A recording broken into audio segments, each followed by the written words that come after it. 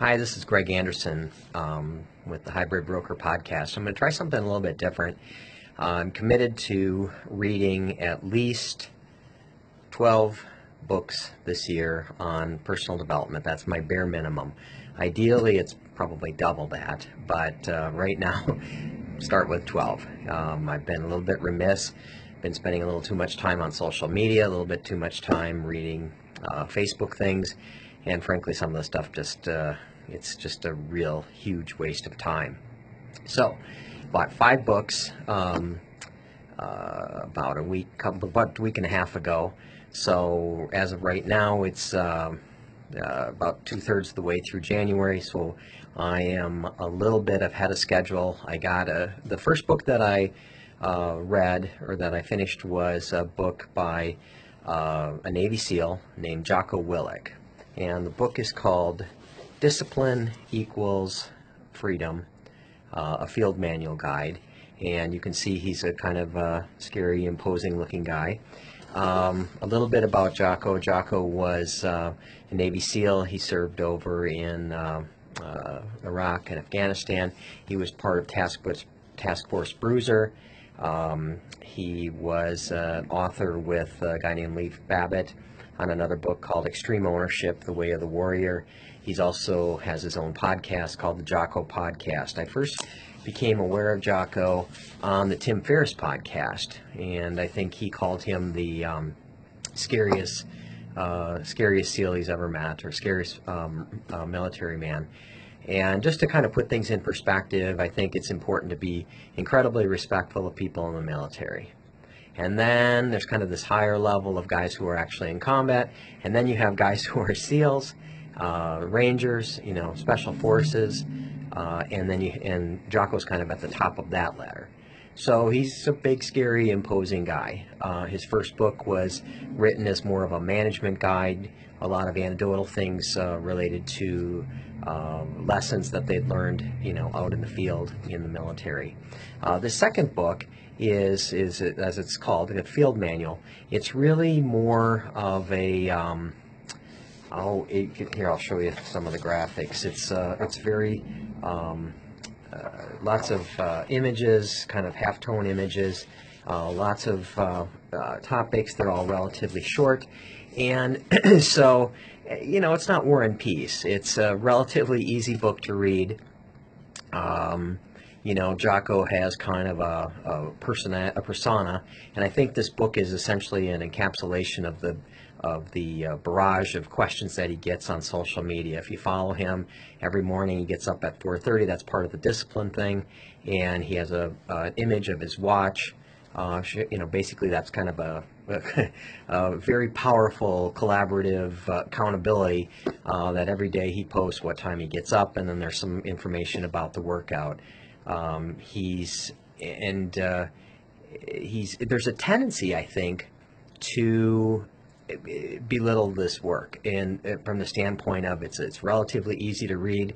I know for me, my initial response on it was, well, geez, this would have been I think I would have been a lot more jacked up about this when I was 25 instead of being here at 55. And I think that's a big mistake. It's simple, and there's sort of this pervading message in the book, which is basically suck it up and just do the work. Slip there, trying to keep this family friendly here, but to do the work, to get up, just if you want, it's fairly simple. You want to get up in the morning, decide, do. That seems to be the reoccurring theme, whether he's talking about the discipline required to get up, the discipline required to work out, to commit to your tasks that you have throughout the day, but also with respect to diet, making choices, the types of workouts that you're doing, all of these things. And there's an easy sense to just kind of blow this off. Okay, this is this guy who's super jacked up. This is sort of a testosterone driven bro manual. And I think that's a really big mistake, because the reality is that's really what it boils down to. There's a simplicity to this, and then I think over the course of my life, the best things usually are the things that are the simplest, and it's about making a decision and then committing to do it, and then sort of burning the bridges. That's something that Tony Robbins talks about. Burn the boats. You're going to win. You go, you're going to fight, you're going to win. You burn the boats, you have no recourse, you're going to win. So make the decision, do the work. He's got, talks about, just the ongoing discipline, working through things, doing what you can. And again, this all sounds, I recognize, incredibly basic. And in reality, that's the part that people miss. They try to complicate things. There's a health club locally where I work out at, and I like to, I've told some friends, I said, I've never been in a place where so many people do these complicated things that have really very little value and do them poorly. I think that really that so many people just need to go to the basics. Pick something heavy up off the ground, put it up over your head, do that again. Pick something heavy, really heavy off the ground, set it back on the ground. Put something on your back, bend down, pick it up, or, squat down, squat back up. Grab a bar, pull yourself up, pull yourself back down. I saw a guy and he's on a half medicine ball, reaching down with a dumbbell, picking it up while he's standing on one leg, kind of hopping around. He's doing this with gloves, wrist wraps, compression socks, $300 Olympic weightlifting shoes, and then right after that he's on a machine with padded handles. So there's a tendency, and I'm not mentioning any names, but there's a tendency to, want to buy something as a hack, as a workaround, want to make things incredibly complicated.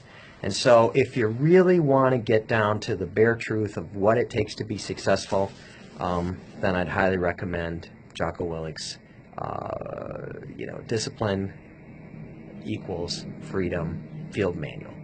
I think it's a very good read, and I think it's the kind of book that you can gift somebody that kind of needs frankly, a boot in the ass. So that's my take on it. Thanks for watching, and hope you have an awesome day.